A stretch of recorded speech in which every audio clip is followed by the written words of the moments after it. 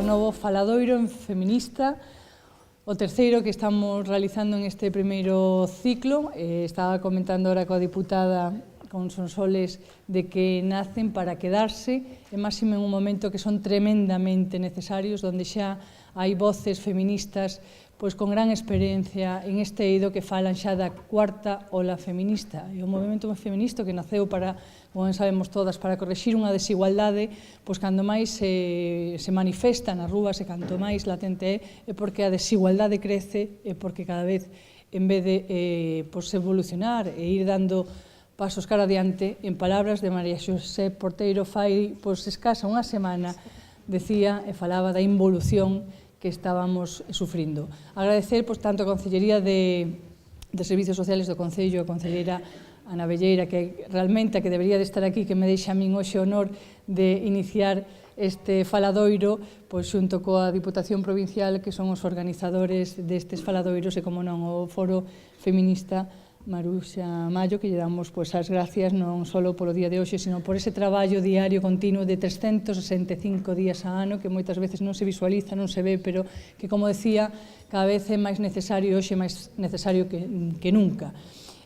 Como hoxe non vimos a escoitar a María Xosé, e o que toca, despois lle fará unha presentación, pero, bueno, a mí me gustaría agradecer a súa presenza na nosa cidade, que ademais ten moitos vínculos con Lugo, polo tanto, un cariño especial, e para nós é unha amiga, compañeira, loitadora, feminista, reivindicativa, un referente na radio, no eido periodístico, pero tamén no eido político, no eido social, e, polo tanto, para nós un privilexio, un luxo que esteña hoxe na nosa cidade, que podamos compartir un anaquino desta, chuviosa tarde en Lugo, que lle agradecemos infinitamente que veña e comparta a súa experiencia, o seu coñecemento con todos nós. Por lo tanto, moitas gracias a todas e todos por pensar en femenino, porque aqueles que pensamos en femenino e aquelas que pensamos en femenino pensamos nunha sociedade xusta, igualitaria e máis equitativa, que como sociedade, para avanzar en desenvolvemento do desenrolo, ou facemos así ou non avanzamos. Moitas gracias.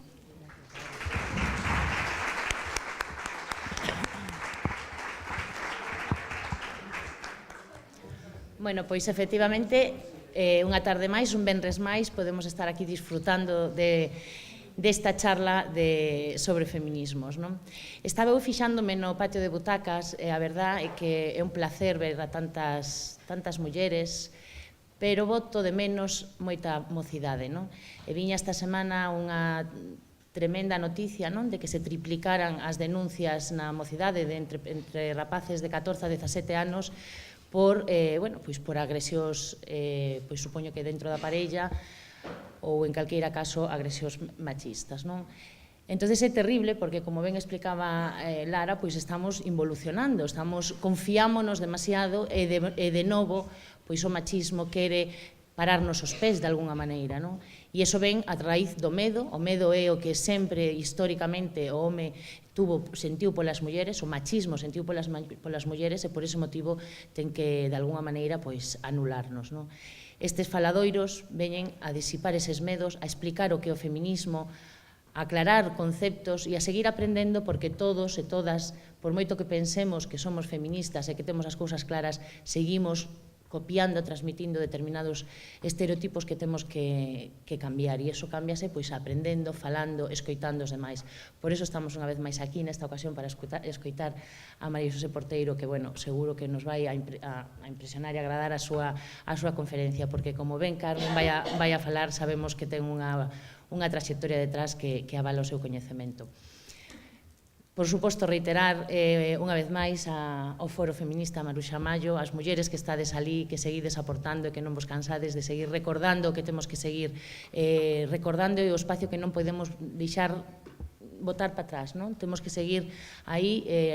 Gustaríame, temos que intentar, Ana, a ver como facemos que veñan máis rapazas e rapaces novos que necesitan ver estes conceptos que vexo que non están aí. Moitas gracias, alcaldesa, e nada, vamos xa a empezar co tema, a presentación. Bueno, outro previo, creo... Hai que quedar para baixo, non? Non sei, supongo que sí. Bueno, as boas tardes xa as demos, aínda que non son, realmente. Pero, bueno, tedes que disculpar, porque o tempo non o podemos amañar. As demais cousas, estamos en camiño. Pero, bueno, estamos entrenando un pouquiño para ver se tamén meteorolóxicamente podemos abordar estas choivas a unha hora intempestiva. Ben, eu, cando me din conta de que había de presentar a María Xosé Porteiro, veu a miña cabeza por onde andaría aquel libro que non sei cantos anos facía que ela me adicara nunha presentación que fixo en Sargadelos. Entón, chamárame moita atención a portada do libro, e digo, este vou no localizar pronto, porque ademais era azul, lembrábame perfectamente. E xa no seu tempo, efectivamente, na dedicatoria pon 2002. Dixen, carai, ben, pois, daquela lín a novela esta, e agora, con presas, dixen, vou a reler, porque pasaron 16 anos.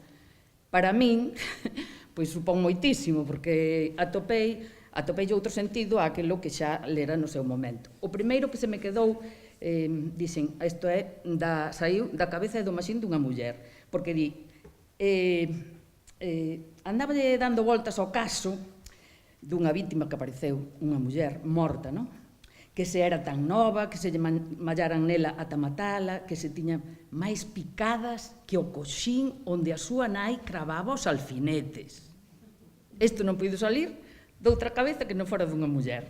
E eu lembraba o coxín onde miña nai cravaba os alfinetes. Temos en moitas, no imaginario común das mulleres, seguramente que todas lembramos ese coxín pequeniño donde se facía esa cosa tan interesante, que era saber onde tiñan que ficar as agullas para atopalas na seguinte vez, non? Ben, nesta novela, Cobardes, María Xosé Porteiro xa realmente anticipaba, eu agora que a nova lectura, moitas das cousas que forman parte da súa vida e que ela chegou a dar con esas claves que eu, naquela primeira lectura, seguramente non descubrín. Entón, nesta segunda, creo que xa, bueno, vou un pouco máis polo camiño, porque algunhas intentamos achegarnos ás coordenadas feministas para interpretar a sociedade, e eu doume conta de que María Xosé, polos anos en que escribiu esta novela, que era o 2000, 2001, xa ela tiña interiorizadas estas coordenadas, xa as tiña localizadas e ben asumidas, porque nesta outra lectura xa nos damos conta de que vai tocando puntos que teñen moito que ver co feminismo, e é unha das súas liñas tamén profesionais e máis ideolóxicas que pon sempre nos actos e nas cousas que fai. Entón, fixo seguro que todo o que aparece nela é unha deliberada decisión basada no seu coñecemento. Penso que ela forma parte, xa é parte da necesaria xenealoxía, é dicir, os referentes, comentaba Letonina, as históricas de moitas cousas, como xa vamos sendo moitas de nós, e témonos que dar moitas grazas por podelas disfrutar, non? Porque sabemos que é difícil abrir camiños e elas, e sobre todo María Xosé neste caso, pois abriu moitos camiños en moitos temas que ainda hoxe en día temos que seguir transitando por eles, non? Sabemos que, bueno, foi compaxinando a vida profesional que empezou polos anos 70 recorrendo todos os medios de comunicación prácticamente, nomeadamente Radio Popular, a Cadena SER, a Voz de Galicia, tamén escritos, o sea, hasta de carácter internacional, no Washington Post, en Tempos Novos, en Luces, en Xornal Diario, en Sermos Galicia, é dicir, prácticamente en casi todos ten colaborado, non?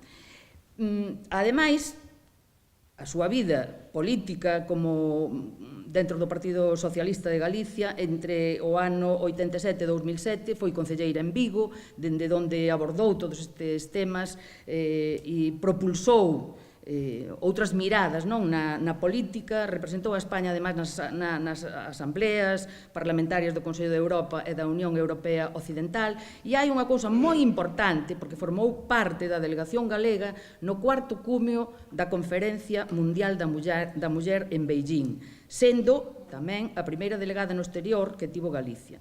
Foi observadora de moitas eleccións polo mundo adiante, por iso eu digo que ela xa levaba moito transitado, moitas cousas vistas e repensadas e que temos que agradecerlle moito, pois, é que caer na conta de moitas cousas polo peso propio lévanos demasiado tempo, María Xosé, entonces aquí acortádesnos. Bueno, pero isto, non sei, é a sabiduría, non son os anos, xa ves, eres unha nena, non hai máis que ler a novela para dicir, pero esta muller de aquí ten que salir algo máis.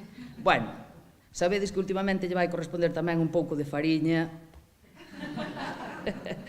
porque acompáñanos a súa filla, pero o seu fillo tamén está dentro da dirección da serie que nos ten asombradas e asombrados a medio Estado, Galicia e parte do estranxeiro, non? Xa digo, publicou novelas, publicou ensaios e fixo moitísimas obras. É unha traxectoria tanto na comunicación como na política, marcada polo seu compromiso e o feminismo e tamén con Galicia, non? Simplemente, neste encargo que lle fixemos, aquí, bueno, en fin, penso que acertadamente, porque ela manexa a palabra, manexa a comunicación, e sabemos o que se agocha moitas veces detrás de esas mensaxes que parecen neutras. Hasta que caes na conclusión, hombre, pero que esta mirada limpia de todo non é, parece que hai algo de sesgo, non?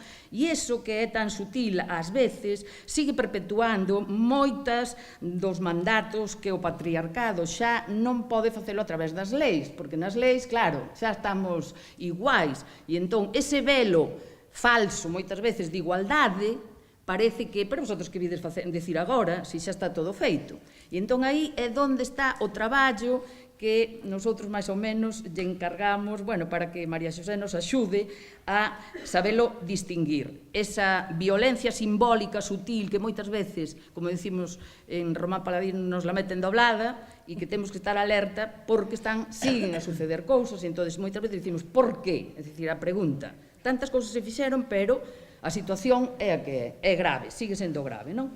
Entón, bueno, simplemente agradecervos a todos o acompañamento que nos facedes nesta xeira feminista, de repensar moitas cousas e, desde logo, as institucións para facilitar a celebración destes faladoiros a favor dunha construcción dunha sociedade máis xusta e máis equitativa, como decía a nosa alcaldesa. Así que xa deixamos vos con María Xosé, que sinto que xa lle estuvemos sacando moito tempo demais.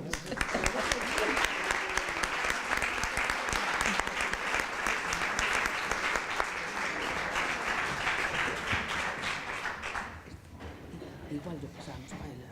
Sí, esto lo dejamos aquí, ¿no?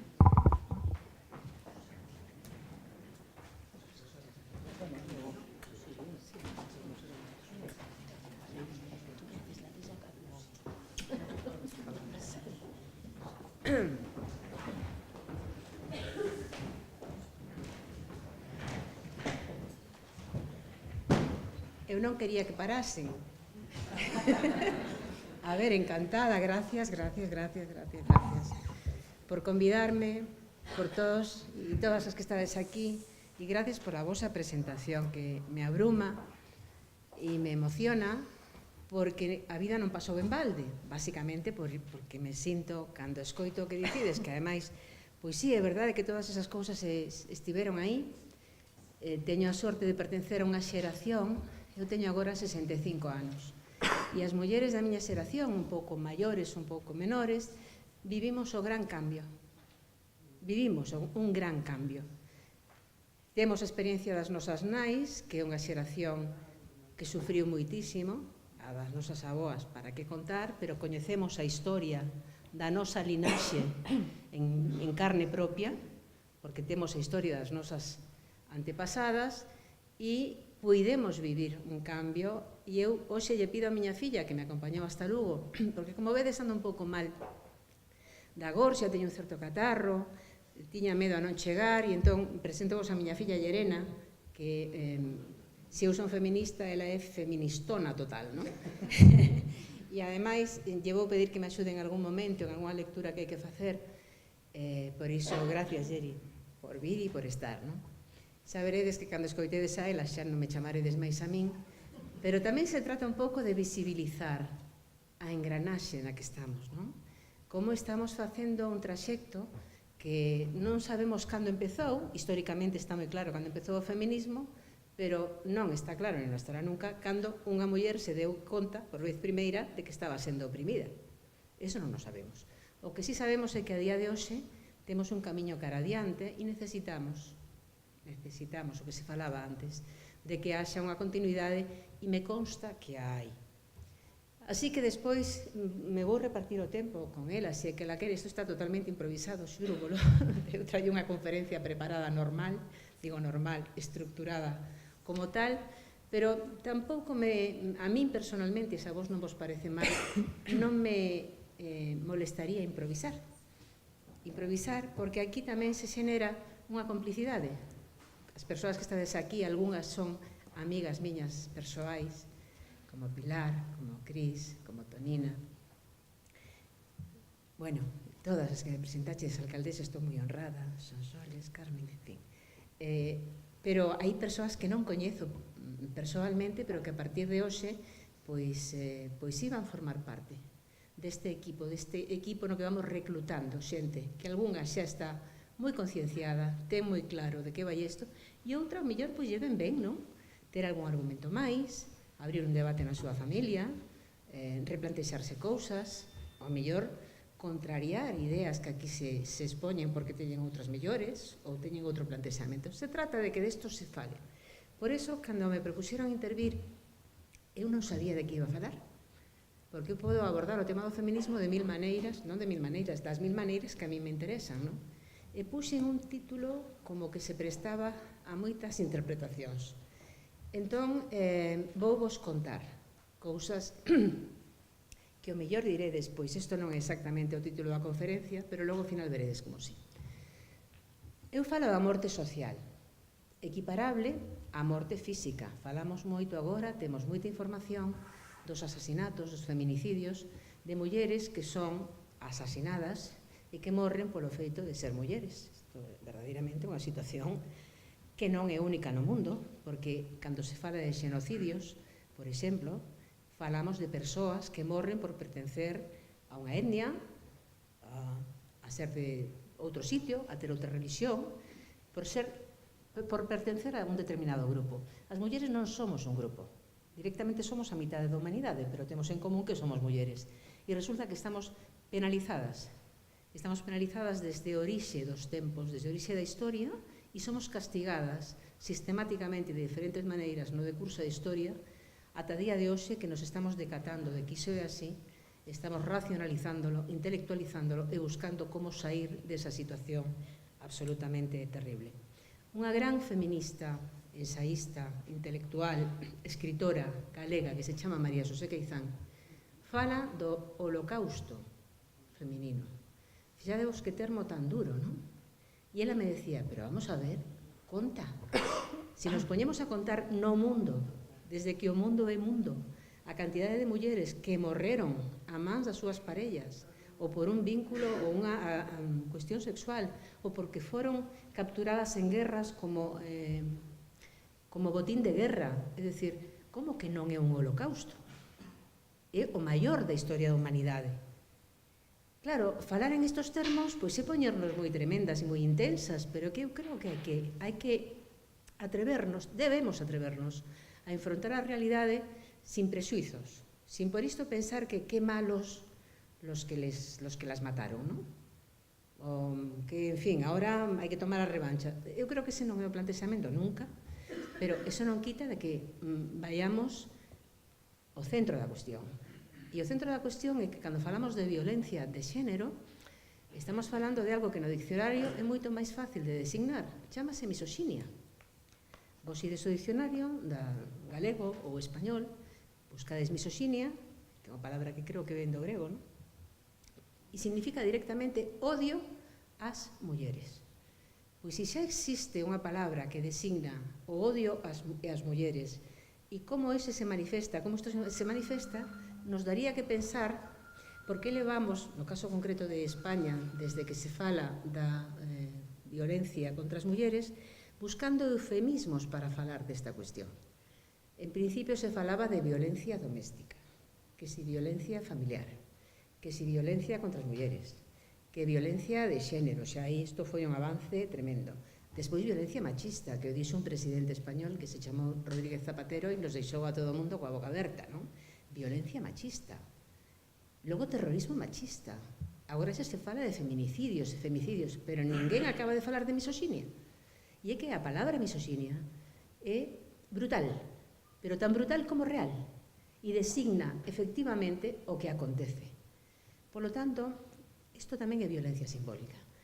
Dar rodeos, este eufemismo permanente para non abordar a cuestión coa honradez, coa honestidade que require, é un xeito de violencia simbólica tamén.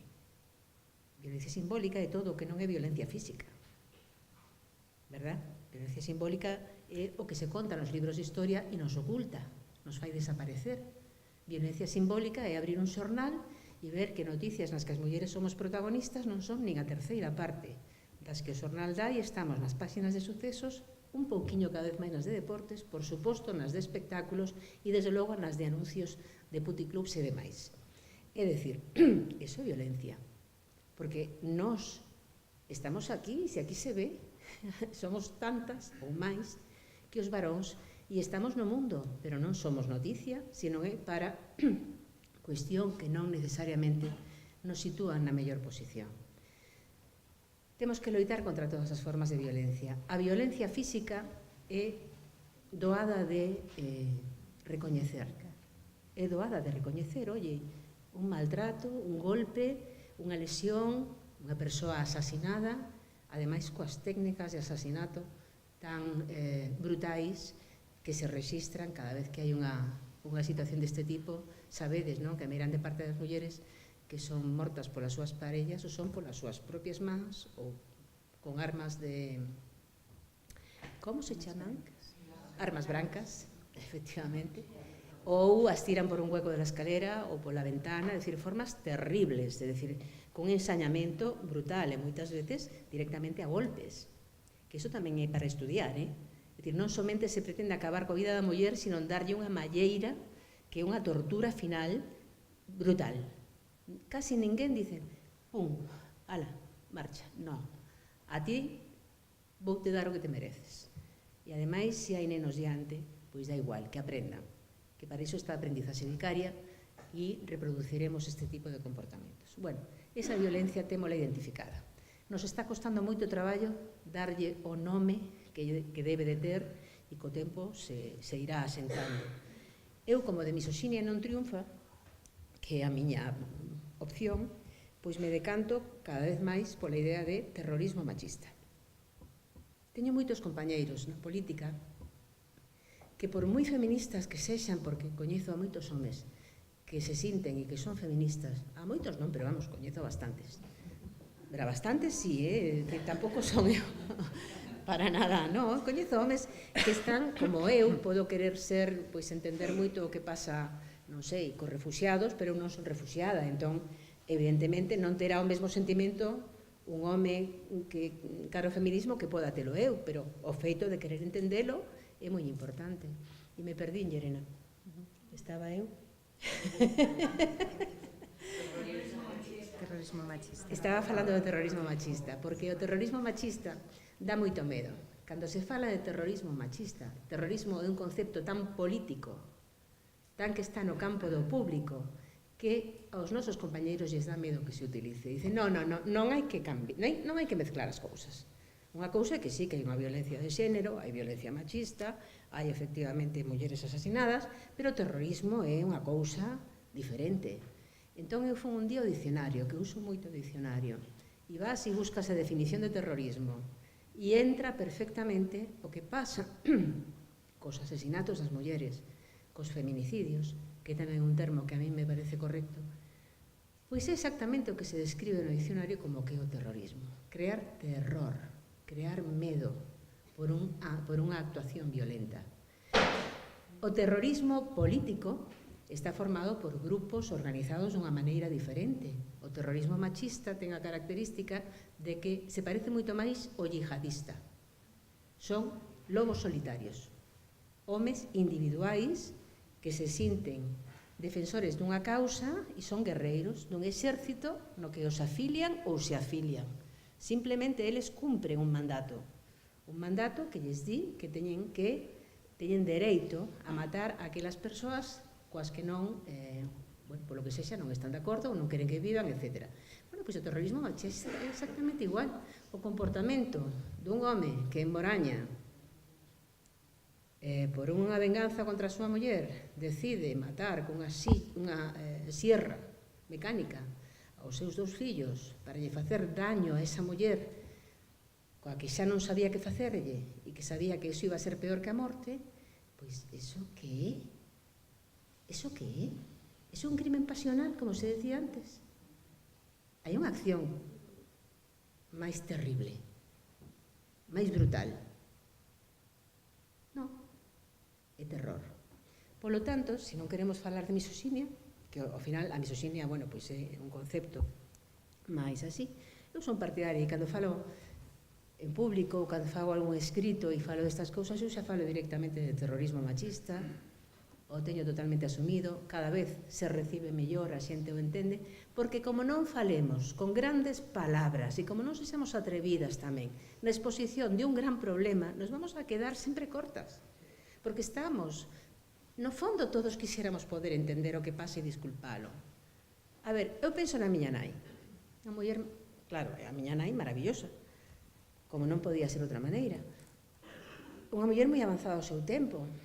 E cando pasaban todas estas cousas e falábamos, eu notaba que había unha certa desazón ao chegar a un determinado momento. Porque como lle explicas a túa nai que todo aquilo que ela te enseñou, porque lle ensinaron a ela, porque era o que había que educar, era como era o mundo, era o correcto, non servía. A sensación de frustración e de fracaso é lóxica, é dicir, fixadevos que estamos desmontando todo o que cohesionou por séculos a sociedade e as nosas nais, nós mesmas somos reproductoras do machismo, somos transmisoras porque vivimos na idea de que iso era o correcto. Estamos a tempo, nos estamos a tempo de rectificar, pero hai moitas mulleres que non o van poder entender, que non o poden entender, porque é que toda a miña vida é un fracaso. A ver se vas a estar equivocada. No. A ver, e todas que estábamos atrás estábamos equivocadas. Pois non equivocadas, estábamos respondendo a unha situación nas que estábamos secuestradas polos nosos en fin. Sistema. Gracias, Yerena, es que quería decir outra cosa peor. Pero non quero, porque teño un problema sempre cando falo desto, e é que se eu fose home e viñese a unha conferencia como esta, me gustaría sair de aquí sin sentirme mal. É moi difícil. Eu agradezo vos moito aos homes que estades aquí, sobre todo por vos. Agradezo vos que esteades aquí.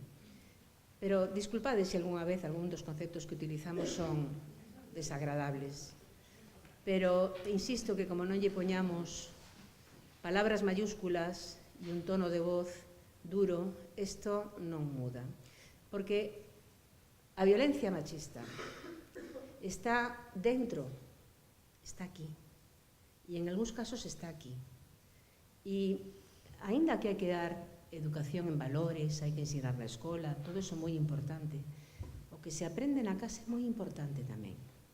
En psicología hai algo que se chama aprendizaxe vicaria, que é o xeito que teñen as nenas e os nenos cando son pequenos de imitar os seus maiores e ir aprendendo como se vive, como se come, como se está na vida. Bueno, pois, por moito que te den intelectualmente unha explicación do que é a violencia, do que é o machismo, de como hai que cambiar iso, se logo o ves reproducido permanentemente no teu entorno, tendes máis a reproducir o que ves que o que te explica. Polo tanto, hai que facer unha muda enorme. E agora vamos a falar da muda. Eu falo moito da palabra. A palabra como expresión dunha idea. Primeiro temos que ter unha idea, esa idea se manifesta a través da palabra. A palabra pode dar lugar a unha toma de conciencia, a unha sensibilización e unha acción. Pero é moi importante a palabra. non vale calquera palabra. Temos que saber que na medida en que esteamos elixindo unha ou outra, estamos tamén facendo política. Política non de partido, sino estamos contribuindo a que muden as cousas nun sentido ou noutro. Nese sentido, é moi importante tamén que teñamos en conta que cando falamos de linguaxe inclusiva non estamos falando dunha anécdota, dun día, dunha deputada que utiliza unha palabra rara e que todos se ríen moito porque dicen que barbaridade desde o punto de vista lingüístico está dicindo. Bueno, desde o momento en que, fixadevos, desde o momento en que se pode dicir asesino e asesina, verdad? Por que non decimos la asesino? E decimos la asesina.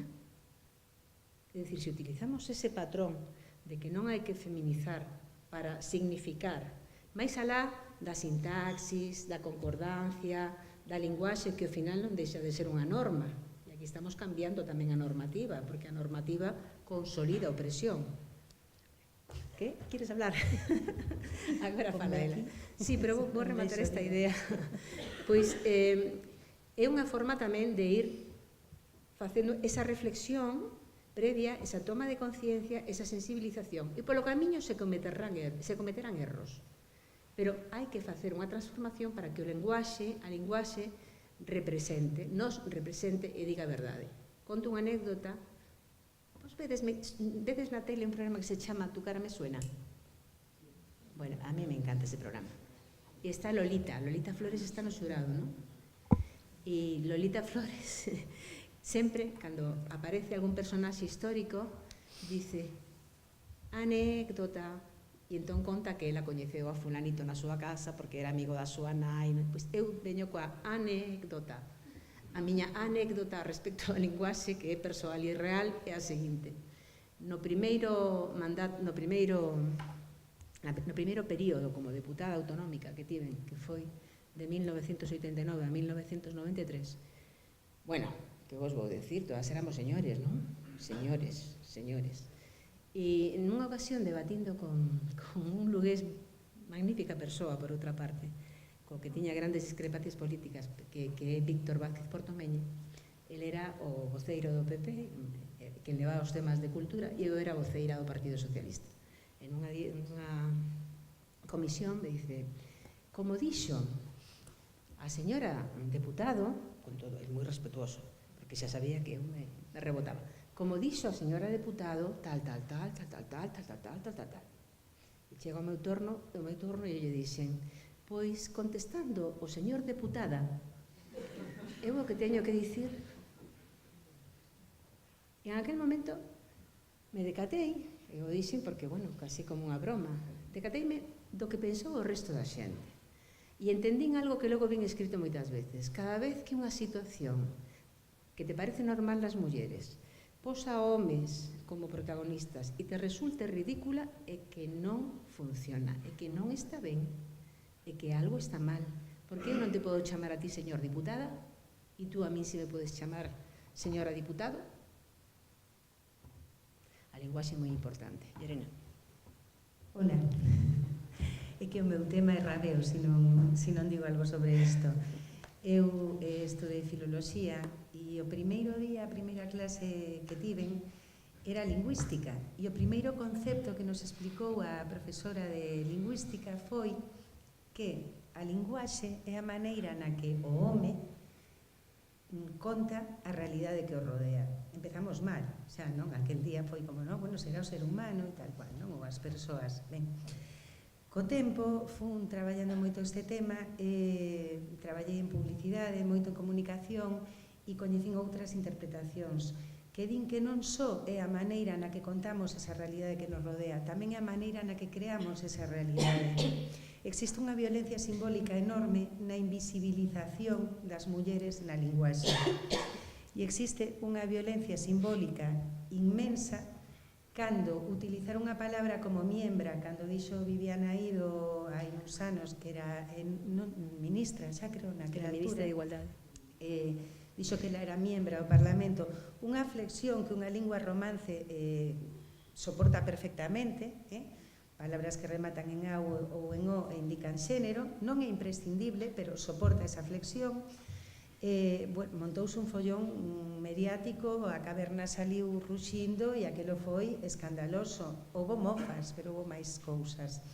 Naquela altura Viviana Eido facía unha flexión que a lingua admitía e tampouco se lle consentiu, como non se lle consentiu outro día a Irene Montero o de portavoza, que é unha flexión que a lingua teóricamente non admite, pero sí acontece que admitimos para sufixos como poeta ou xornalista, que son xenéricos e acaban en A, cando de repente queremos visibilizar que é feminino lle engadimos cousas terroríficas como sisas de poetisa ou ostriz de emperatriz en vez de emperadora, non? Teñese feito moitas barbaridades coa lingua ao longo da historia da lingua, afortunadamente, porque senón estaríamos falando castrexo ou latín ou gruñindo, por aí, entón, pois, lóxicamente, a lingua é algo vivo e ten que evolucionar, e é imprescindible que vayamos facendo que nesa lingua esteamos incluídas.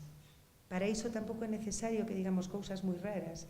É cuestión tamén de que escollamos as palabras que queremos utilizar, porque se un señor di que é modisto, a toda a xente que estamos aquí nos parece supernormal, verdade? Nos parece unha palabra perfectamente lóxica.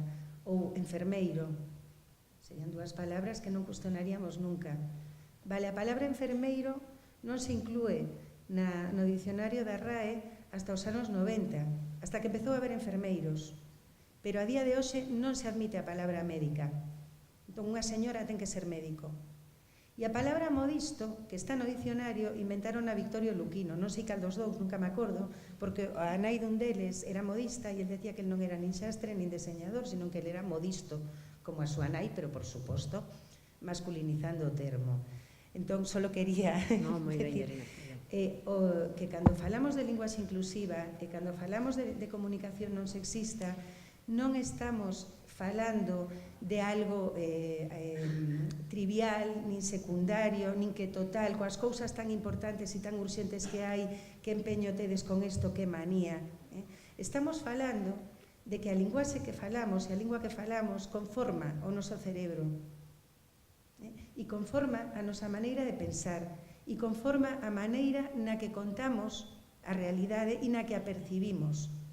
Entón, se utilizamos unha linguaxe que non nos inclúe, unha linguaxe na que eu dou obradoiros de comunicación pública, dámolos as dúas, teño alumnas que me din, bueno, es que un mesmo non sabe que pensar, perdoa, será unha mesma se estás falando de ti, verdade? Falamos de nós mesmas en masculino, como nos vai representar esa linguaxe? É moi difícil, verdade? E o que non ten nome non existe. O que non se nomea non existe, porque non podemos describilo, porque non podemos explicalo. Nos estamos invisibilizadas nas nosas propias linguas. A máis, as linguas romances son especialmente sexistas para o bo e para o malo, pero son linguas flexibles. Nos vamos ao inglés, bueno, hai moitísimas menos diferenciacións de xénero, porque o saxón é outra cousa. O alemán é terrible, o alemán ponlle xénero absolutamente a todo, e ao revés que nós en moitas cousas, como que mesa de masculino, enchufe feminino, é imposible aprendelo, pero son linguas que ao mesmo tempo, por esa flexibilidade, si queremos, podemos modificalas. Por que salta así a caverna cando modificamos un termo? Porque molesta, porque doe, porque toca aí, no fondo dá en oso, e molesta moitísimo, e nos acusan de superficiais, e nos acusan de molestarnos. Como te podes a falar diso coa cantidad de mulleres están morrendo? Vale, non hai nin 6 grados de separación entre o simbolismo da linguaxe e as mulleres que son asasinadas polo feito de ser mulleres, nin coa prostitución. É unha linguaxe dominante que conforma o noso cerebro e que vai creando todo un estado de cousas, unha maneira de pensar e unha maneira de funcionar a sociedade. Damos un aprobado, non? Xa quedei a gusto. Gracias, Elena, gracias.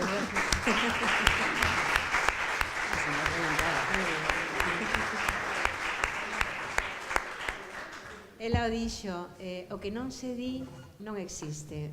Unha das cousas que vimos dicindo neste traballo que facemos xuntas de comunicación en clave de xénero é falar da morte social. Esas mulleres das que non se fala, das que se fala de maneira despectiva, as que se ningunea.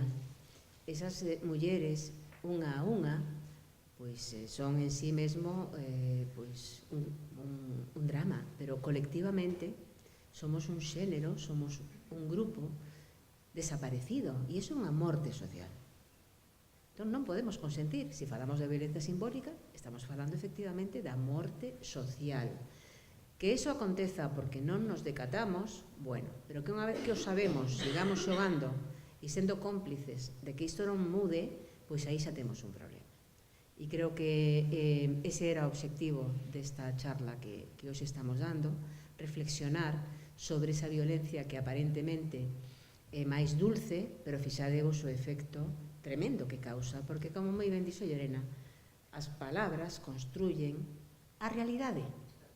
Non só a reflexan, construen a realidade. E se queremos que esa realidade se modifique, temos tamén que traballar coa linguaxe de maneira moi importante. Non sei, vos querería tamén falar de outras cousas que teñen que ver con violencia simbólica, non sei se temos tempo, pero un repasiño pequeno de como se consolidan as gaiolas nas que vamos sendo colocadas, as xaulas nas que vamos sendo colocadas para ter un lugar controlable na sociedade. Bueno, no século XIX o corsé era unha xaula tremenda. As mulleres de determinada clase social, evidentemente, as que estaban traballando no campo ou na industria non levaban corsé, pero digamos que as máis visibles pois se puñan unhas cinturas, como sabedes, de 20-30 centímetros, o cal, pois iso é unha tortura bestial, non? Pero era como había que estar. Hoxe vemos tacóns de case 20 centímetros. Unha muller que teña que sair correndo deste recinto porque hai un incendio e leve ese tacón que lle fará unha perna moi bonita, pero teña que sair correndo, vai tardar moito máis en chegar á saída que o compañeiro que está ao seu lado cun zapato normal. E eu non teño nada contra os tacóns, máis alá de que cada que se poña o que se poña é simplemente o que significa. É dicir, fixadevos que se considera normal que para sermos aceptadas socialmente, para sermos recoñecidas e guapas, que hai que ser guapas ademais, pois hai que facer cousas rarísimas. E son os novos corsés.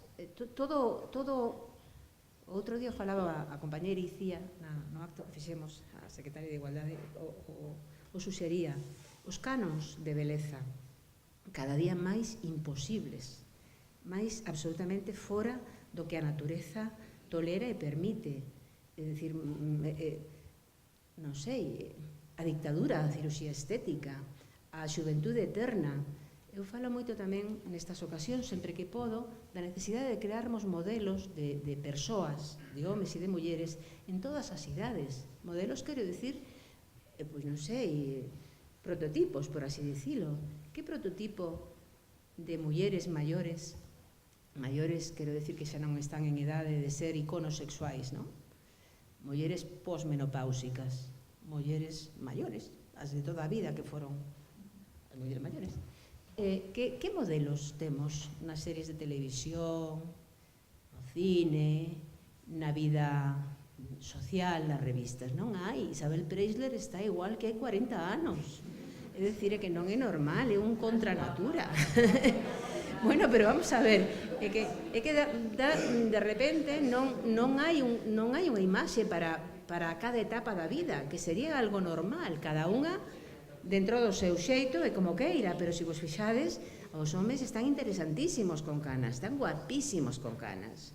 Se están calvos son máis sexys, si non sei que sei eu, pero non me diredes que non haya unha dictadura, non? Mira as presentadoras e os presentadores dos telexornais. Por exemplo. vanlle dar un premio agora precisamente a Carme Chaparro nestes días. Bueno, é verdade, é dicir, son cosas que debemos de identificar para non reproducilas na xente máis nova. Hai unha hipersexualización, e aí quería chegar, das nenas desde edades moi pequenas.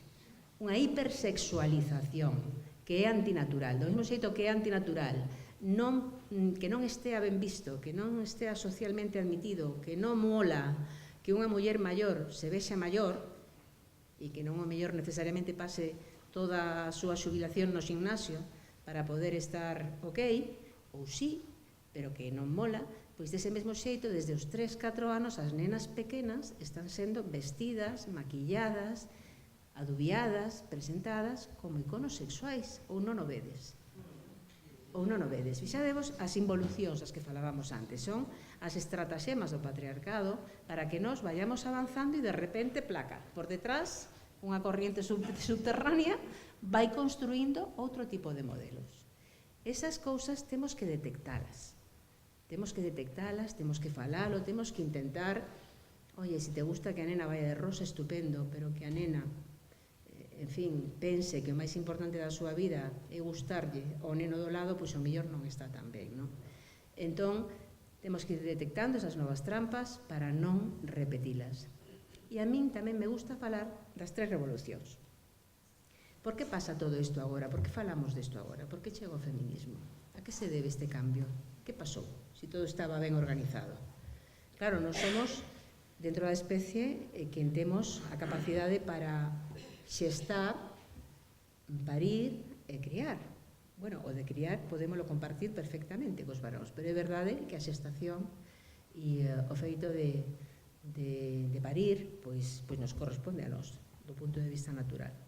É evidente que cando a revolución industrial, no caso concreto da nosa contorna, da nosa civilización, se abre a necesidade de moita man de obra, do proletariado, tamén aí entran mulleres, empeza a ser necesario algún tipo de control da natalidade, cousa que se facía só nas clases máis pudentes a toda aquela. Sempre que hai unha necesidade económica importante, hai algún científico que se lle ocurre unha solución que nos ven as mulleres para poder facer algo. É dicir, é curioso que ademais hai moitos inventos e descubrimentos que estaban aí, pero que casualmente ninguén se preocupaba de poñelos en circulación co que nos terían arreglado a vida, pero estaban os roles moi ben estipulados. Bueno, é dicir, ese cambio que se produce a partir de hai 2-3 séculos vai xerando unha nova posibilidade da muller no espacio social e os avances científicos e tecnolóxicos van permitindo desde o control da capacidade reproductiva, que é moi importante. Imaginade o que tiña que ser ter embarazo tras embarazo tras embarazo tras embarazo tras embarazo durante toda a túa etapa fértil, como te ibas dedicar a ser científica? Era moi difícil, a verdade, non? Bueno, pois quen di iso di calquera outra actividade. Polo tanto, a capacidade reproductiva con un certo nivel de control e de atención e a posibilidade de acceder á educación e a un posto de traballo, é dicir, a independencia económica. Eu creo que esas circunstancias son as que dan pé a que as mulleres se plantexen que poden estar de outra maneira na sociedade, porque poden sair da casa. Si só podes estar na casa, nin se te ocurre, pero si podes sair da casa, xa queres facer outras cousas. E isto estaríamos falando xa da revolución actual, que ten moito que ver coa revolución científica e neste momento tamén coas comunicacións. Estamos falando desto agora aquí porque hai un mundo globalizado, unha comunicación global. Estas cousas hoxe se falan aquí e se saben no momento en Shanghai. É dicir, calquera avance de pensamento, calquera denuncia, calquera cuestión que teña que ver co tema de xénero, é hoxe un clamor internacional. Estamos convocando para dentro dunha semana unha manifestación mundial. Unha manifestación, unha folga mundial. É a primeira vez que acontece na historia da humanidade. Imaginádevos que isto dunha folga a nivel mundial se tivese feito cando hai 100 anos para un tema obrero ou de traballo.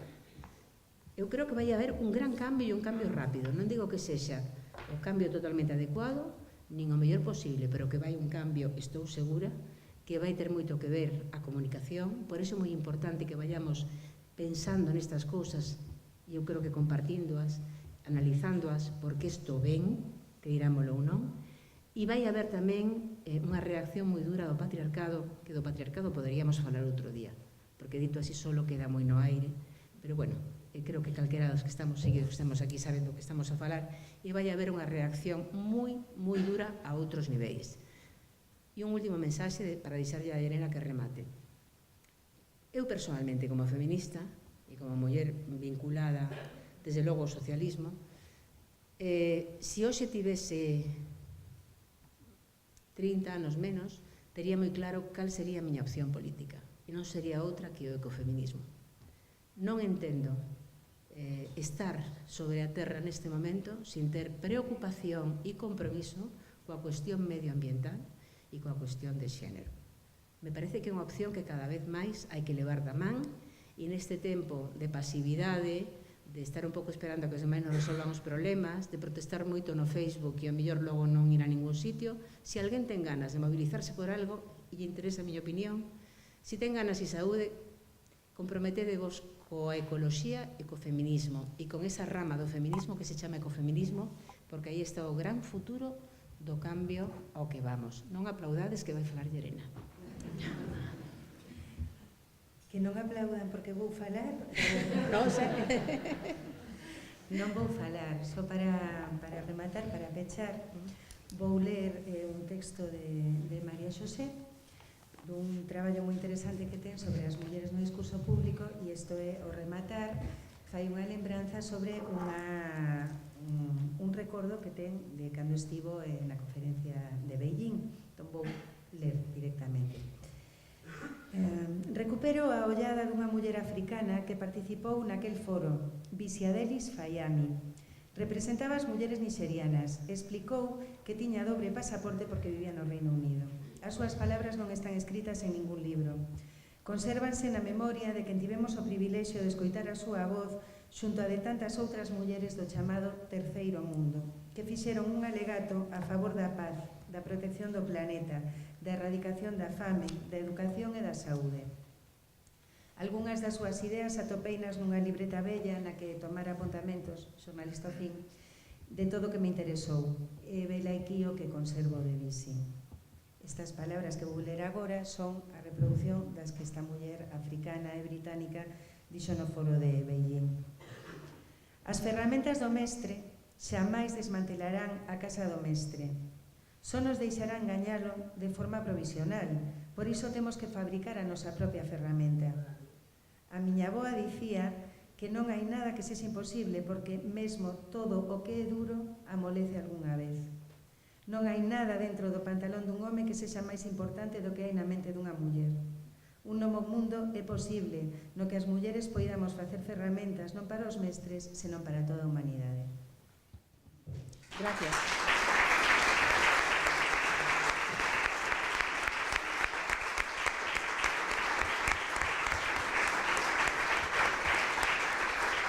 Non sei se hai que acabar, se pode haber coloquio. Queredes que xa coloques, non sodes, ou rematamos, sí? Pois se hai coloquio, aquí estamos. Esa palabra que hai que tomar. Que non sexa un home primeiro que fale, xa o segundo, sí?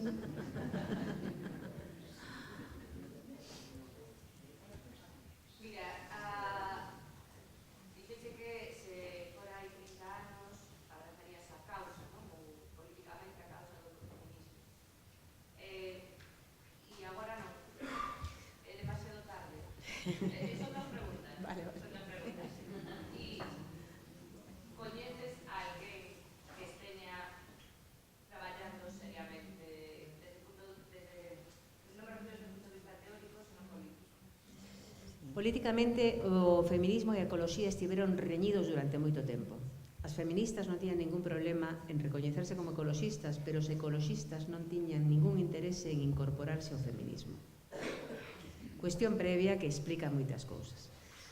Cando eu falo de ecofeminismo como motivo de entrar en loita política, non me refiro, de feito eu son ecofeminista, teño moito escrito sobre ecofeminismo, participei nunha conferencia internacional en Brasilia que se chamaba Terra, un planeta muller, cunha ponencia sobre ecofeminismo. Non son unha autoridade, pero para nada, pero si son unha persona interesada. E si eu milito na causa do ecofeminismo. Pero se fose máis nova, quero dicir, se me tivese que organizar con algunha organización, procuraría que aquela na que eu estivese tivese ese compromiso. E traballaría, como no seu día traballei polo feminismo, que o tiña moi claro, hoxe o vincularía coa cuestión ecoloxista, que, por suposto, tamén pode ir por libre, pero creo que hai un punto de conexión moi interesante na forma en que as mulleres que están traballando no campo do ecofeminismo nos están describindo como ten que ser a vida sobre o planeta. Badana Shiva, unha hindú magnífica que ten moito escrito e que divulga moi ben. Aquí en España, Alicia Puleo, que vos recomendo encarecidamente, ten traballado moitísimo. María Xosé Guerra Palmero, unha profesora da Universidade da Laguna. En Galicia temos unha especialista que se chama María Xosé Agra, que é profesora da Universidade de Santiago de Compostela. E creo que por aí, ademais, hai prisa, non está a cousa para tomarse moito tempo. Entón, o que quería decir é que ás veces a xente non participa en política porque lle falta unha motivación, porque non pensa que non vai ser útil, que alguén virá e o resolverá. Por iso eu falaba de hai 30 anos, pero eu estou aí metida hasta aquí, non? A miña maneira. Pero, por exemplo, cando vou a institutos ou a colexios, sempre lles digo aos rapaces, digo, xa sabedes o que tedes que facer, non? Xa sabedes que tedes, ese é o vosso traballo agora. E ademais é vital. É de vida ou morte. E, bueno, pois, non sei se te contestei. Gracias. Gracias pola pregunta.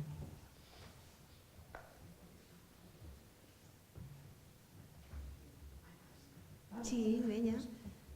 Pois eu suposto que se nos esqueceu tamén así que queremos a maioría da xente que estamos aquí facer un guiño para a folga que xa mencionastes dende a mesa do día 8. Entón era, a ver, agora xa me estou aquí tratando, xa se me veñen en borbotón así ideas. Tamén hai simbolismo nesta convocatoria, non? Para este día, pero bueno, que é un proceso que xa ven facéndose ao longo do ano. Entón, pois, para Llerena e para María Xosé tamén, que simbolismo podríamos decir emancipador existe, ou si existe, nas mensaxes que se están tratando de transmitir para o día 8? Porque tamén haberá simbolismo, tamén o podemos usar, non? Sí, sí. Ti tes algo a dicir? Sí, pois. É que o simbolismo é a forza desta convocatoria, é que o concepto de si nos paramos o mundo se para é magnífico e é totalmente certo. É unha gran chamada de atención. Evidentemente é imposible conseguir un paro total global do 100% porque sería bestial, as consecuencias económicas e de saúde serían tremendas, pero o máis interesante do simbolismo que ten é o ninguneo que se lle fai. É dicir, esa percepción de poder e de dominio que dá a entender que non vai pasar nada, porque nós en realidade somos demasiado responsables e non vamos a desatender o importante. Non lles falta razón hasta certo punto tamén, non? É certo, ninguén vai deixar que a súa filla morra de fame ou que a súa nai non teña medicina porque estea convocada esa folga, non? E haberá moitas mulleres que non teñan máis remedio que abrir os seus negocios ou que acudir a traballar ante as presións económicas ou da xente que as contrata. Pero a reacción que está tendo, o mal rollito que está xerando, que dicía antes miña nai, de que a reacción pode ser moi agresiva e violenta, eu tamén o creo, porque, por lo mismo que dicía antes da linguaxe, porque é que é moi simbólico, molesta moito e toca moi dentro. E ten outro simbolismo, ademais, durante moito tempo nos quixeron convencer de que as mulleres xa estábamos, que a igualdade estaba conseguida porque accederamos ao mercado laboral e ademais había planificación familiar. Ala, ya está, xa tes todo, non? Xa podes ter unha conta no banco e tal. Entón, que nos declaremos en folga e que digamos, mira, que vamos parar as que teñen traballos remunerados e demais, é doblemente simbólico porque é unha maneira de exercer outro dereito máis, non? Que normalmente non exercemos como colectivo social neso non concordo contigo, sí que o somos, ademais de ser a mitade das, bueno, máis da mitade das persoas. Pero non somos un grupo. Eu quero dicir que non somos un grupo. Eu creo que sí. Aí discrepamos. Esa cuestión que acabades de decir entre nai e fillo, neste caso, somos grupo, non somos grupo. Para min que declaro a miña ignorancia da literatura feminista e todo isto, supoño que nas miñas relacións interpersonais que procuro, en fin, un exercicio de respeto ao dereito de igualdade. Sin embargo, a min surge unha duda despois dese momento que hai en Lugo, feminista e tal, se algo caracteriza a sociedade moderna, contemporánea, desde o punto de vista dos discursos emancipadores, pois é a fragmentación, verdade, e falta, por fracaso das revolucións dos séculos, falta un discurso emancipador universal, porque falta un suxeto político que incorpore esa liberación transversal. E eu tamén dubido, si o feminismo, plantexado desde o punto de vista de grupo que quere incorporar, verdad, parece ser emancipación universal, si le estamos facendo un pouco xogo. E por que digo isto? Pois, por exemplo, antes dixose, as mortes sociales. A muller é invisible, por tanto, hai unha morte social. Pero invisibles é o 40% da población, con independente do seu xénero. Para nós son invisibles la mitad de xénero. Os que, digamos, estamos desde as capas medias para arriba, son absolutamente invisibles os sofrimentos de homens, de nenos e de mulleres, con independencia do seu xénero, absolutamente. Entón, morte social hai, pero alcanza moitos, alcanza transversalmente. E eu non sei se na sociedade contemporánea é posible xa incorporar un suxeito político que poda realmente levar adiante unha acción emancipadora. Por outro lado, ademais desa fragmentación, eu creo que a globalización económica, o neoliberalismo está quere construir un individuo sin biografía, ¿verdad? Que esté disposto a cambiar de empresa durante a súa vida. Nós viñamos nunha sociedade, estábamos nunha familia, nunha ciudad, nunha empresa, etc. Os nosos fillos, pois, nin van ter probablemente unha familia, no sentido de unha relación máis ou menos estable, heterosexual, homosexual ou como sexa, non van a vivir nunha única cidade, senón que por a necesidade da accesibilización do mercado laboral teñen que desplazarse a non sei cantas cidades e van a cambiar de empresa de forma permanente. E isto vai ter repercusión, evidentemente, na conformación da sociedade que se está acostumbrando. Entón, se os movimentos políticos e tal, ou feministas e de outro tipo, afondan nesa división ou fragmentación social, eu non sei hasta que eu plantexo, non quero dicir que o sexe, o plantexo como interrogante, verdad?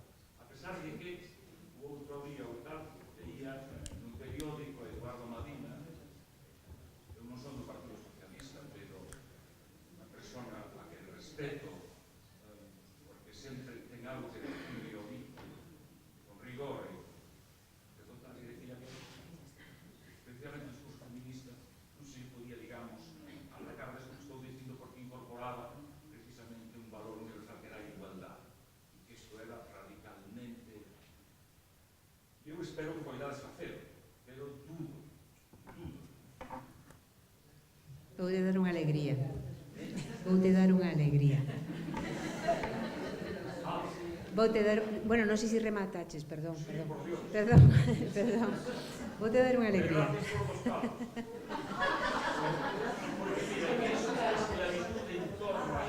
Sí. Tamén alcanzou a Europa. Sí. Bueno, voute contestar para non abrir, se non te importa, para non abrir varios frentes, vou dicirche o que opino do teu plantexamento da emancipación. Isto que está acontecendo agora ven a corrixir o terrible erro da Revolución Francesa, que foi un movimento emancipador que deixou fora as mulleres do contrato social e reivindicou e creou a Carta dos Dereitos dos Cidadáns homes, que igual que en Atenas os cidadáns eran os que non eran esclavos, despois, hai 200, 300 anos, pois morreron moitísimas persoas, houve moitas mentes que pensaron, que dixeron que había, que a xente, que os homes eran todos iguais, non importaba a súa procedencia nin a súa linaxe. Pero iso quedou coxo. Por iso esa emancipación, precisamente porque foi fragmentaria, hai que corrixila agora e nos temos que incorporar nós. Se te fixas, lle damos a volta ao teu plantexamento. Vamos a facer verdadeiramente completo a idea, o discurso de emancipación dos seres humanos. E os seres humanos non só se emancipan globalmente, sino en cada familia. Se na nosa familia resulta que temos unha persoa, e a coñecemos, que non está emancipada, case que sempre é a muller. Fagamos tamén a revolución, unha por unha, porque este é un asunto que se ten que tratar globalmente e individualmente. O máis difícil é o individual, porque a ninguén lle gusta sentirse opresor da súa muller, e o mellor o é. E o mellor resulta que el se sinte emancipado e pensa que ela tamén o está, e o mellor ela non o está. Entón, se te sirve a miña resposta, non digo que te convenza, te digo que é a miña resposta. Eu creo que este movimento feminismo, que ademais o único que busca, o único nada menos que busca é a igualdade das mulleres, nada máis, non busca atacar a ninguén, nada, é ao revés, é dicir, é corrixir o que está sin facer. Vos interesa moitísimo os homes. Esta é a vosa loita. É dicir, eu non podo entender que cando foi a guerra de Irak, en esta cidade, ou na miña que vivo en Vigo, saísen á rúa 100 e pico mil persoas para decir non á guerra de Irak, porque iba a haber moita poboación civil, nenas, mulleres, vellos, que iban ser víctimas, e saían á rúa a decir non queremos iso, e que aquí teñamos 60, 70 mortas nas súas familias anualmente, que é moitas máis mulleres mortas contadas, quero decir, registradas, polos criterios bastante restrictivos que hai para considerar violencia machista. Nos últimos 10 anos hai case que 1000 mulleres documentadas como asasinadas, e non vexo que haxa verdadeiramente unha sensación de que está pasando. Por que me preocupa que en Irak, que a mí tamén me preocupaba, houvese poboación civil que perdese a vida, e cando a que perde a miña veciña do segundo, pois, bueno, oye, pois que Eso pasou toda a vida. Eso pasou toda a vida, vale? Por non decir algo faría. Entón, é moi importante, calquera home, calquera ser humano con principios, calquera ser humano que verdadeiramente teña un mínimo de compromiso social, é feminista, aínda que non o sepa. O que pasa é que ten que dar o paso, perder a vergonza, porque todo o que se feminiza perde valor nesta sociedade, e iso é violencia simbólica tamén. Por iso nos reivindicamos que o feminismo é de todas e de todos. E non nos importaría nada que vos chamasedes feministas, a mí me encantaría que alguén dixese, eu son feminista, un home feminista ou son un home feminista. No, pero isto é inclusivo, xa é un xenérico. Feminista. Me dá igual, se te sintes máis cómodo e queres ser feminista, a mí me gusta. O que me preocupa é que entre aquí. É dicir, esta loita non é nosa. Eu, por exemplo, para mí, eu xa teño a miña vida feita, pero me preocupa a xente que ven detrás. Como podo consentir a estas alturas de século que un rapaz de 30 anos mate a súa exnoiva dunha maneira brutal, e logo digo, vivo nunha sociedade civilizada? Como pode iso non escandalizarme, non mobilizarme, non poñerme totalmente como me pon, atacada? Pois non nos pon atacados, non nos ataca, é como se fose, pois non. Eu creo que é unha gran revolución, creo que vai pasar, quen non se suba se quedará descolgado, e isto vai mudar. E isto digo, pese a que eu creo que hai involución. Pero a todo gran avance hai unha involución. O que pasa é que cando falo con miña filla, ela me explica que iso de involución son cousas das feministas maiores. E é moito máis optimista que a min. Entón, se queres... No, quería facer un par de puntualizacións a túa intervención tamén. Sobre todo chamoume a atención cando falaches dese 40% de persoas que non vemos, non? As mulleres somos... Sí, da igual, a porcentaxe non importa, porque o que pasa é o seguinte, que as mulleres somos algo máis da metade da humanidade. Somos algo máis da metade das nenas que hai no mundo. Somos algo máis da metade das, o que queiramos, das persoas casadas que hai no mundo. Somos algo máis da metade das persoas heterosexuais que hai no mundo. Somos algo máis das persoas homosexuais que hai no mundo. Somos algo máis da metade das persoas ricas que hai no mundo. Non. E resulta que somos moito máis da metade das persoas pobres do mundo. Nese 40% que falabas, o 90% son mulleres. E isto é un dato, vaite a mirar o FMI, Sí, estatístico. vaite a mirar a UNICEF, vaite a mirar a Amnistía Internacional, busca onde queiras. Na nosa sociedade que vivimos agora, a maior parte das persoas que están en risco de exclusión social e que están en risco de... como se chama isto? Feminización da pobreza? Non, pero perdón, non me sale. Do umbral da pobreza. Somos mulleres. Entón, cando o feminismo fala de igualar todo. O feminismo ten un problema. Cando falamos en cuestións de xénero, é certo que calqueira que teña unha vontade social, calqueira que queira un mundo mellor e máis xusto para as persoas, debería ser feminista.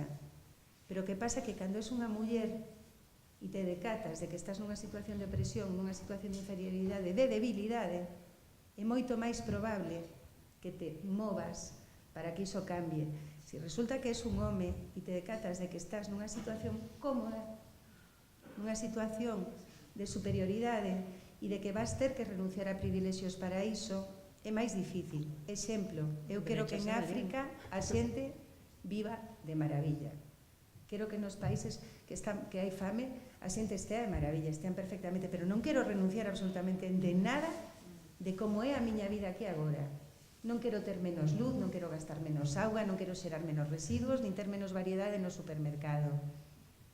Entón, sí, claro, si resulta que para que o mundo estea máis equilibrado eu teño que cambiar a miña maneira de vida, vaime costar moito renunciar a eses privilexios. Ese exemplo é comprensible. No caso da igualdade pasa o mesmo. Os homes tedes que renunciar a privilexios para igualarnos. Non basta con que nós adquiramos privilexios, sino que hai outros que deben desaparecer, e iso é moi duro. E, bueno, me viñeron á cabeza rapidamente dúas frases que non me acordo de quen son, igual ti sí. Esta non sei se é de Claracet, que me encanta, que definiu que a muller era a proletaria do proletario. Falando desto da pobreza. E había outra que tamén que me gusta un montón, que di que é feminista e non é de esquerdas, non é feminista. Rosa Luxemburgo. E quen é de esquerdas e non é feminista carece de coherencia. Xa está.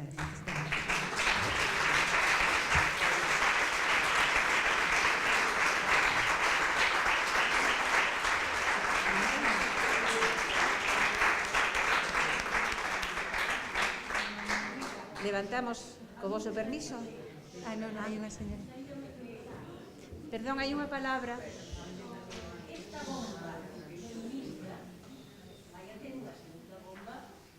Seguro. Está claro.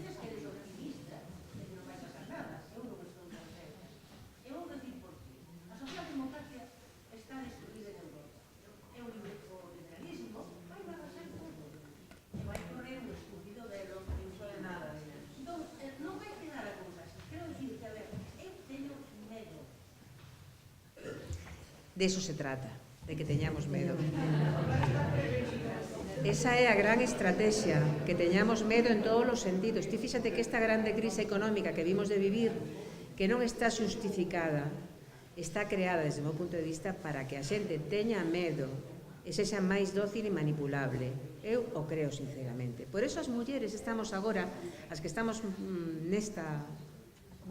neste pensamento, vinculamos moito isto a unha reacción do capitalismo, claro, que, bueno, pues que se estructura ao redor do patriarcado, que é un sistema como outro calquera. Claro que temos medo, e non vai ser un proceso fácil. E, de feito, cando se di que esta loita feminista é a única loita que non ten tido víctimas, pois, se facemos o reconto dese holocausto feminino do que falábamos antes, é a que máis víctimas tivo na historia da humanidade. Se trata de que deixe de haber víctimas, justamente se trata do contrario. Eu non quería decir que Llerena, que o diga ela, non digo que ela diga que non vai pasar nada, quero decir que ela si nota os cambios, os nota, é máis optimista que a min, porque eu ás veces me poño moi tráxica, non? E digo, é que, bueno, hasta cuándo? E ela di, sí, pero me fai reflexionar, pero mira, pero está pasando isto outro, hai un cambio, e ese cambio en algún momento resultará. Solo unha cousa, falaba Llerena antes, de que, a ver, a brecha salarial. Como é posible, non me digades, como é posible que teña que ser agora un clamor público que hai unha diferencia salarial de máis do 20% no mesmo posto de traballo entre homes e mulleres? É que ningún home sabía isto. Porque que non o saiba a muller contratada pode ser, pero é que ningún, que casi sempre son varóns, ningún home o sabía. Pero ese é un dos privilexios. Pero vos decatades de que, imaginadevos que isto te acontecese porque alguén di, si es loiro, ganas un 20% máis, solo por ser loiro. E se non es loiro ou loira, sinto, pero ademais, chitón, isto é cousa pa os loiros. Pois mira, ese tipo de comportamentos e de situacións fartan. É dicir, é que fartan. En este momento, con isto do 8 de marzo, o máis interesante para min é que é como un berro. É un clamor, é un decir, bueno, que xa está ben, non sabemos por onde vais a ir, pero hasta aquí chegamos. E estamos denunciando pois os acosos e os abusos que todas en algún momento vivimos e que vivíamos como normais. Estamos dicindo que igual traballo, igual salario. E estamos dicindo que hasta onde. E o temos que decir así bravas, non? Como cando estás falando co teu compañeiro, co teu home, e dices, bueno, chico, que pasa hasta aquí, non? Porque se non nos poñemos así, isto é unha coña. De verdade, temos que poñernos bravas. E ser dulces e cariñosas porque vos queremos ao noso lado. Pero tedes que querer vos. Si sodes demócratas, si sodes humanitarios, si estades comprometidos coas boas causas nobles, como non mides estar co feminismo? É que non ten lógica. Sodes feministísimos, todos os que estades aquí, espero. Gracias.